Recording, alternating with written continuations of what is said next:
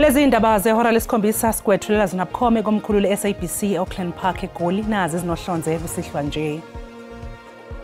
The minister's conclusion of saying that the team does not any value in policing in South Africa was misplaced. Umkhuzi wamaphoyisa KwaZulu-Natal Lieutenant General Nhlanhla Mkhwanazi ugeqa amagula ngesikhathi eqala ukwethula ubufakazi eKhomishaneni eholwa ijaji eselithatha umhlalaphansi uMbuyiseli Madlanga. In the light of these findings, the court is not persuaded and satisfied that the applicant has established exceptional circumstances which, in the interest of justice, permits his release on bail. The application for bail is accordingly refused. Inkantolo yemantshi yase-Alexandra isichithile isicelo sebheyili sikaVusumuzi Cat Matlala nosomabhizinisi obhekene necala lokuzama ukubulala owabe eyintombi yakhe uTebogo Thobejane. The one that stayed behind in my car took out cash from his side bag, and at this point I noticed that it was 3 packs of US dollars. Namhlanje bekubizwe ufakazi wesibili ecaleni lokwebiwa kwemali engamadola asemelika eyinkulungwane eplazini likaMengameli wezwe uCyril Ramaphosa iphalaphala. Mbukelisa kubingelelo sikamukele indabeni zakusihlwa igama lami nguNoxolo Mamtshali wakwamwali. Ihlabanga lelimhlophe qwa sibonga kakhulu mbukeli ukuthi uhlanganyele kanye nathi namhlanje kusihlwa.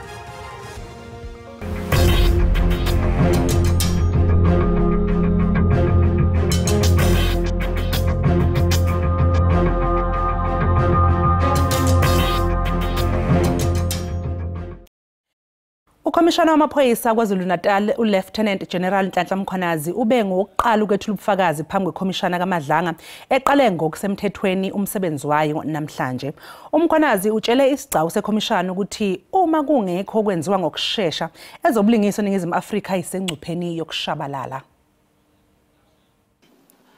At the center of any functioning constitutional democracy is a well-functioning criminal justice system. If you subvert the criminal justice system, you subvert the rule of law. Nguvula isigcawu sekomishana ngenkulumo emfushane endlalelo okuyikhona okuzoqhubeka esigcawini sayo. Ikomishana ijutshele ukuphenya phezulu kwezinsolo eziqinile esidalulo obala ngoNtulikazi nonyaka ngomkhuzi wamaphoyisa KwaZulu-Natal uGeneral Nhlanhla Mkhwanazi owaveza izinsolo zenhlesi yokugxambukela ekusebenzeni kweinhlakazi ezomthetho nobulungiswa adalula ukuthi kwenziwa ngosombusazwe abathile abasondelene nezigebengu. Umkhwanazi ke ugunyazwe ithuba lokubeka konke lokho akudalula isithangamini nabezindaba ngaseqaleni kaNtulikazi. I want to demonstrate that the criminal justice system has been subject to a continuous threat as well as sabotage, which has been with us over an extended period, to a point where we believe it is at real risk of a total collapse if nothing is done. Umkhwanazi ube esengenexhila kwezinye zezinsolo eziyamene nokugxambukela ekusebenzeni kwamaphoyisa kanye nezindaba zamathenda. There is a high level of connection between the accused or the suspects and senior officials within the police at the head office in the main within detective environment. Moreover, during the period of the incarceration and while on bail, the accused, who's a former police officer, a former detective, Michael Puletau, had made threats against the very same investigation team. Ukuhlakazwa kwethimba lamaphoyisa elalusungulelwe ukuphenya ngokusocongwa kosombusazwe KwaZulu-Natal ngokunye kobekubhekwe kakhulu ukuthi uMkhwanazi ageqa amagula ngakho phambi kwekomishana. Ukholelwa ukuthi isinqumo sikaNgqongqoshe sanikwe umhlaba khefu senzomchunu sokuhlakazwa kwethimba elaliphenya ngokubulawa kosombusazwe kukhona ababanesandla kuso. Minister's conclusion of saying that the team does not any value in policing in South Africa was misplaced. It is my belief that perhaps, as I had said in the public in the very same month of January, that someone influenced the minister to do this. Izongenela osukwini lwesibili kusasa. Njalo uAbel Tawo okhulumela iqembu umkhonto wesizwe eGauteng uthi asikho nje isidingo sokuthi kusetshenziswe igidi eziyi147 zamarandi kule komishana.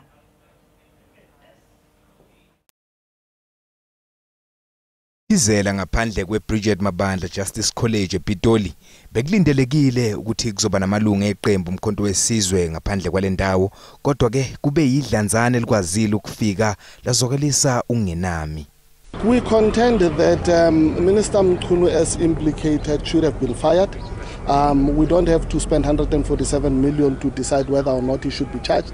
We believe that irrespective of who you are, the Constitution dictates that we are all equal before the law. Labo abebengaphandle babenembono ehlukene mayelana nekomishana. It looks as if politicians, when they commit big crimes which are relating to big finances, they are going through commissions. And ordinary citizens within this country, they are going through the magistrate courts and whatsoever. So here we can see two different treatments. Treatments to politicians and treatments to the public, of which this makes us very angry. It's very important for the public and the country to know and get answers directly from the country's whistleblower. Inkantolo ephakeme yasePitoli izolalela udaba lwesicelo esiphuthumayo se-MK Party njengoba nje leli qembu lifuna ukumisa lekomishana kaMadlanga. Sisekula udaba lwekomishana kaMadlanga njengamanje ke mbukeli sivakashelwe umhleli weindaba zombusazwe la ekhaya eSABC uMzwandile Mbetshe. Shanda sikubingelele sikamukele eindabeni zakusihlo. Sibingelele nababukeli. Uhlezi kuyintokozo ukuthi sixoxisane kanye nawe. Simbonile ke ukomishana wamaphoyisa Lieutenant General Nhlanhla Mkhwanazi geqa amagula kule komishana kaMadlanga. Ingabe nje ukuya phambili kusho ukuthini ukuqala kwale komishana okusemthethweni? Into ke ngicabanga ukuthi ke iyona enhle ngalokho kwenzekile ukuthi abantu ngeke belokhu beqagula ukuthi lento eyayisho uMkhwanazi ngabe iyiqiniso noma ngabe ayisilo. Ngoba njengamanje njengoba ekhuluma lapha nje ungaphansi kwestatement esifungelwe okusho ukuthi into ayishoyo kufanele ibe nobuqiniso. Uzokusho konke akushoyo kodwa ke labo abaphikisana nalokho akushoyo bazoba nethuba lokuthi ke bemhlome imibuzo ngoba phela izinto azishoyo manje akusafani noma ukhuluma esithangameni sabezindaba lapho uzoyikhulumela khona nje kodwa njengamanje ezinye zezinto abantu abangavumelani ngazo bazombuza imibuzo kuzomela ukuthi ke ekwazi ukuqhamuka nobufakazi yebo useshilo yena yathi wathi unabo ubufakazi bezinto ezithize kodwa ke mhlambe labo ke okuyibona abathintekayo nabo bazothola ithuba lokuthi nabo besho eyabo incazelo kusho ukuthi ke le commission ngiyazi ukuthi abantu baseNingizimu Afrika bebenongabazana abaningi ukuthi mhlambe ngeke ibe nalutho kodwa ibalekile ngoba phela akusizi ukuthi kube nabantu amagama abo mhlambe achofwayo begcina bengakwazanga ukuyitholela ithuba mhlambe mangabe abanye babo akukhulunywa ngabo sekuyibona sibezwayo sizobe sesiqonda ukuthi yini ngempela lento ababebhekene nayo kusho le commission ke izobaleka kakhulu njengoba wazi ke noxolo ukuthi umongameli wayinika izinyanga ezintathu ukuthi ke ikhiphe umbiko wesikhashana bese kuthi umbiko wokugcina ube izinyanga eziyisithupha uma kuukuthi ukhona okufuneka kusho futhi bayophinde bekumongameli becela ukuthi ke ebenwebele yona leyo commission into ke engayisho nje ukuthi silindele uMkhwanazi ukuthi mhlambe ebe lapha izinsuku cishe ezintathu noma ezinhlanu ukuze ke egeqe amagula bese ke labo ke nabo abathintekile bese beyeza Mzwayi mhlambe omunye angabuza ukuthi laba abantu njengamanje nje abahlaba uMkhwanazi ngemibuzo bangobani base esiding likabani okwamanje laba abasaqhubeka nemibuzo laba becommission abasambuza nje imibuzo ukuthi ke ecacise ukuthi uzothini njoba ekhulumile njoba ebaluleke ngisho negama likaNgqongqoshe wamaphoyisa umuntu njengoSenzo Mchunu uzoba nethuba ke lokuthi ke emhlome imibuzo ngabameli bakhe ukuthi lokhu njoba uthi ngenza ukuthi uyazi ukuba kuyinto ukuthi nokuthi ebese yiphendulela ukuthi ke yini eyisho okwamanje laba okuyibona abaqhubeka imibuzo abameli becommission ukuze bethole isithombe esiphelele Siphelele sibonga kakhulu Shandu ngesikhathi sakho nokuthi nje usichazele kahle ngalolu daba ke lwekomishana kaMadlanga ngambukeli lowo ke bekuumhleli weindaba zombusazwe la ekhaya uMzwandile Mbetshe Inkantolo yeMantshi yase-Alexandra isichithile isicelo sebheyili sikaVusumuzi Cat Matlala nongisomabhizinisi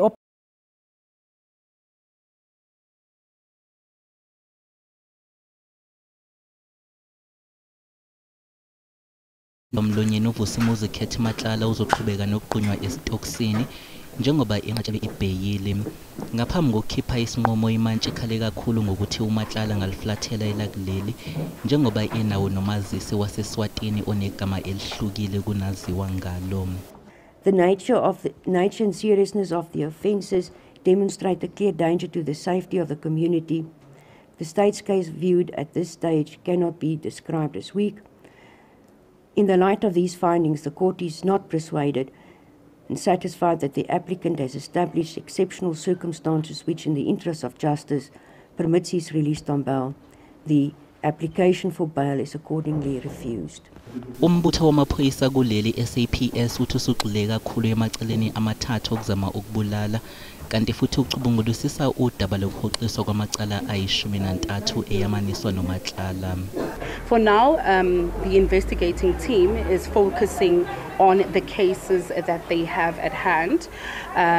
We cannot rule out the possibility that at a later stage we will then go back and investigate why do we have more than 13 cases withdrawn against Kat Matlala.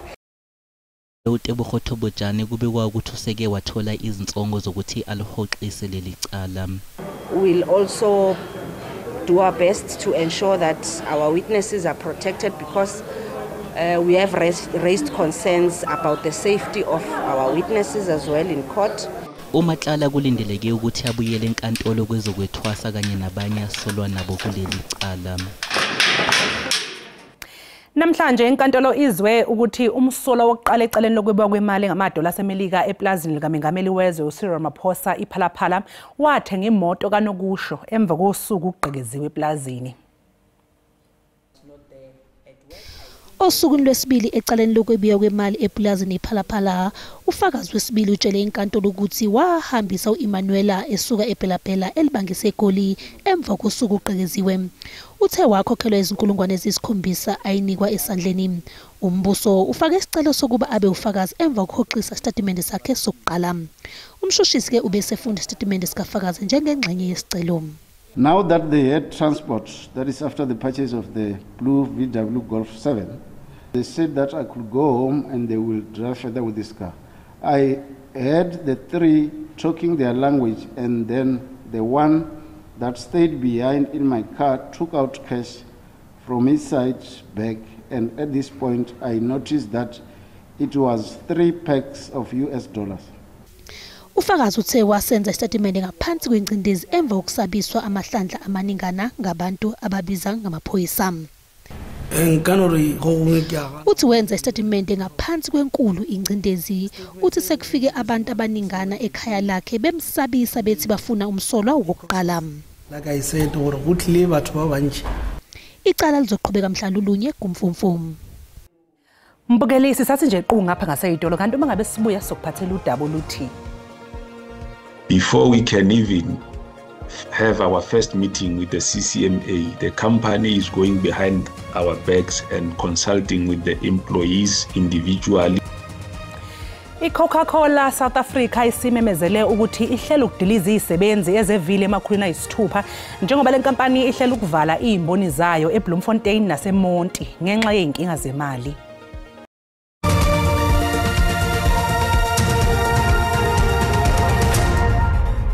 Sikubingelele sikwamukele uma ngabe usanda kungena odabeni oluphambili besibike ukuthi Umkhuzi wamaphoyisa kwaZulu-Natal uLieutenant General Nhlanhla Mkhwanazi ugeqa amagula ngesikhathi eqala ukwethula ubufakazi eKhomishaneni eholwa ijaji selithathe umhlale phansi umbuyiseli Madlanga. iCoca-Cola South Africa isimemezele ukuthi ihlela ukudiliza izisebenzi ezevile emakhulu njengoba le nkampani ihlela ukuvala izimboni zayo eBloemfontein naseMonti ngenxa yeinkinga zemali. Kodwa ke enyunyana yezisebenzi iFood and Allied Workers Union iyakuphikisa lokhu. iCoca-Cola isikhiphe isaziso sokudiliza izisebenzi ezevile emakhulu njengengxenye yohlelo lwayo lokuyihlela kabusha. Sekuvele nokuthi le nkampani ihlosa ukuhlinzeka izisebenzi mhlomulo ethile uma zishiya ngokuyithandela emsebenzini. Yize kunjalo ke inyunyana yezisebenzi iFAW ithi iCoca-Cola ilishaya indivu uhlelo lokuxoxisana nayo njengoba ixoxisana ngqo nezisebenzi. Le nyunyana ichaza lokhu njengokuphambene nomthetho futhi ke yazwakalisa ukukhathazeka njengoba lokhu kuzoba nomthelelo ongemuhle ezisebenzini. Inyunyana iphinde iphinde yaveza ukukhathazeka ngabatshali imali bakwamanye amazwe ababeka phambili inzuzo kunempilo yabantu. Before we can even have our first meeting with the CCMA, the company is going behind our backs and consulting with the employees individually or otherwise, to an extent that they are telling you that the first phase is completed and the second phase. According to the union, there's no first and second phase. The company served us with a notice which was coupled with an application to the CCMA for the facilitation of the process, which is commencing on the 19th of September 2025, this Friday. Uhulumeni wase-Western Cape usumemezele ukumiswa kwamatekisi iy'nsuku ezingama-30 kusukela namhlanje. Lokhu kuza emva kokubonakala kokuqhubeka kombango wemizila. Abagibeli abasale eDengwane kubuye sekubaphoqa ukuthi basebenzise ezinye izindlela zokuthutha njengoba amatekisi engasebenzi. Obhekele zokuthutha eWestern Cape uthi ukumiswa kokusebenza kwamatekisi kubonakala kunesidingo ukuze kuvikelwe izakhamuzi futhi kulethwe ukuthula embonini yamatekisi. Umnyango wezokuthutha uthi inhlangano yamatekisi iCODETA kufanele igxile kakhulu ekuqhamukeni namasu okuqeda udlame. If they want to approach court, they can approach court, but for me it's sad, you know, instead of investing more time in trying to find a solution. You know, you're running to court. You know, it just shows where your priorities lie. You know, your priorities should be actually about the commuters and the person and the people that actually sustain your livelihood. You know, now you're going to court instead of finding a solution. Ukumiswa kokusebenza kwamatekisi kushaye kwezwela kubagibeli. Siziva singakhuselekanga singabakhweli. Cha ke ngoku ke asinayo enye choice because sisebenzisa itaxi ayikho enye indlela yoba siphangele. Akukho safe. Ngoba ngenye imini sathi sifike ekseni safika kudutyulwe umuntu kuthiwa bekho imoto eyafika yadubula umuntu apha yajika yabaleka. ICOSATA Western Cape ithi udaba lokubangwa kwemizila seliholele ekutheni kuphazamiseka ukusebenza ngokujwayelekile. We need to present a comprehensive plan that addresses the concerns of commuters to ensure that we have reliable and affordable. We are concerned as COSATA because thousands of workers are making use of the taxi services. Kushayekisa isithupha besebenza ngokungemthetho kule mizila evaliwe namhlanje. Inkampani iTransnet isithenge imishini yesimanjemanje ngemali elinganiselwa ku-3.4 billion wamarandi nezolekelela izisebenzi ukuthi zikwazi ukusebenza ngendlela elula nethela iy'thelo. iTransnet ithi ikwenza nje lokhu ihlose ukufukula umnotho wesifundazwe eWestern Cape. Ukusebenza kakuhle kwezibuko laseKapa kubalulekile kuba ngumyinge wama-55 imveliso zolimo eziphuma kulo zisiya kumazwe ngaphandle. You have a responsibility. You now need to look after those machines in the same way that you drive your car. We cannot have accidents, nothing at the expense of safety. uTransnet uthi abamachini abateketiswa ngokuba ngamanenekazi abomvu yinxalenye yotyalo-mali lokuphucula amazibuko nemizila. These new machines are going to improve cargo flows, allowing us to move more containers faster and more reliably, thus directly addressing some of our most pressing operational challenges. Abameli babasebenzi nabo balwamkele olutyalo-mali. Xa uTransnet ke ngoku ethenga ezi-RTGs iyagaranta kubasebenzi uba imisebenzi yabo isecured, bazakwazi ukuthi babe naso isonga sabantwana babo. Dingilulama Matya wendaba ze-SABC eKapa. Isikhungo esibhekele ukuphathwa kwemingcele kuleli BMA sithi ukungabibikho kwey'nsiza ezidingekayo ikhona okwandisa ukushushumbiswa kweyidakamizwa okwenzeka echwebeni laseThekwini. Ukhomishana weBMA ubambe isithangami nabeyindaba namuhla eThekwini. Ithekwini ilona elingenisa impahla eningi kakhulu ezwenikazi yeAfrika. Ilinganiselwa ku-4,500 imkhumbi esebenzisa leli chweba. kuleminyaka edlule amaphoyisa akwaze ukubamba izidakamizwa ezilinganiselwa esigidini ezingamakhulu zamarandi. Ngonyaka odlule kubanjwe icontainer ebinezidakamizwa ezilinganiselwa ngaphezulu kuka-70 million amarandi ebiqhamuka eBrazil.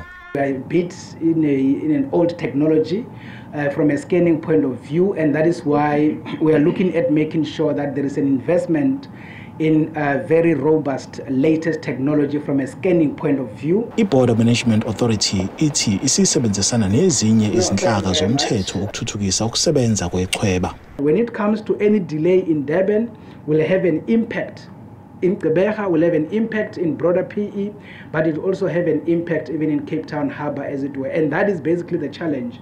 I-BMA ithi okwamanje inezisebenzi ezilinganiselwa ku-2,500 ezigade imingcele engu-71 yakuleli, kanti eyisishagalolunye yayo amachweba.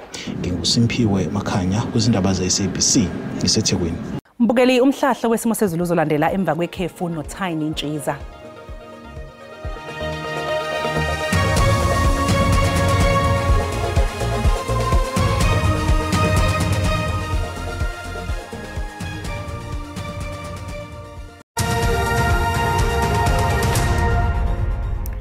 Ninibingele babukeli makhanga phela nginamukela kwisimo sezulu sanamhlanje kusihlwa ke sibhethime kanjani uzoqaphela ke nje mbukeli ulwandle nje ligubha amagagasi kakhulukazi ngempela nje mawubheke khona ke nje entshonalanga Kapa kuyana kanjalo empumalanga Kapa livale njalo ke khona ke nje kwelika Mthaniya kanti ke futhi kusasa ngaphela futhi silindele ke nje leza imvula ke zingatheni ithani basiqiniseke ke nje kakhulukazi ngempela khona kwisifundazwe KwaZulu-Natal ngingasho nje ukuthi ukhona ke lo amoya kuvunguza ngamandla ongadala wona ke nje umlilo othanda banje uqiniseke kakhulukazi ngempela mawubheke nje khona ke eBloemfontein kuyana kanjalo eMahikeng kanti ke amazinga okushisa aphansi kusihluka kakhulukazi ngempela masibheke nje khona lapha eKapa lodumo liyabanda ngokuthi libande njalo nakhona ke Upington singawulindela nje u7 libande njalo nakhona kuGoli koSoweto kaNdongaziyaduma singawulindela nje u10 ngasho nje ukuthi qhalisa amazinyo ke nje izulu mawubheke nje khona ke Bethlehem ngothukuya kana njalo eEmelo kanti ke nje Musina singawulindela nje u17 libande njalo nakhona ke Mnambithi ngo9 kuyana kanjalo ke Mgungundlovu limi nje ku8 kanti lithanda ukuthi nje shisa ke namhlanje kusuka eThekwini ngo17 eGqeberha liyabanda ngo80 kanti ke kusasa lisabanda ke nje eKapa lodumo singawulindela nje u19 kanti lithanda ukuthi nje lishisa ke Upington singawulindela nje u27 shisa njalo ke nakhona kuGoli limi nje ku28 kanti ke nakhona ke Musina lesashisa ngo31 eEmelo lithanda ukuthi nje lishisa ke ngo26 kuyana kanjalo ke Mnambithi liyashisa ngo29 mawubheke nje khona ke eMgungundlovu limi nje ku25 kanti mawubheke nje khona ke eRichards Bay liyashisa ke nje izulu ngo29 shisa njalo nakhona ke eThekwini eClermont kwaMashu eMlazi singawulindela nje u24 nakhona ke nje eGqeberha lithanda ukuthi nje lifudumale ke ngo20 kanti ke mawubheke nje khona ke lapha ke George ngasho nje ukuthi lipholile ngo18 isibeka lapho ke isimo sezulu sanamhlanje kusihlwa mina ke ngiyintombi kaMadlamini olangelihle ngoba libalele ngithi konke kufeziwe.